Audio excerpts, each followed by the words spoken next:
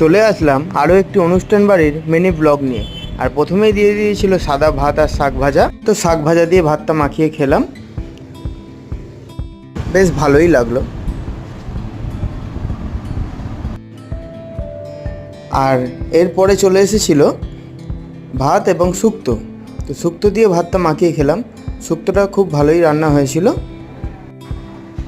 আর এরপর চলে আসলো প্রতিবারের মতো সাদা ভাত, ডাল এবং আলুর চিপস, আর সাথে লেবু চটকে মাখিয়ে খেতে বেশ দারুণ লাগলো।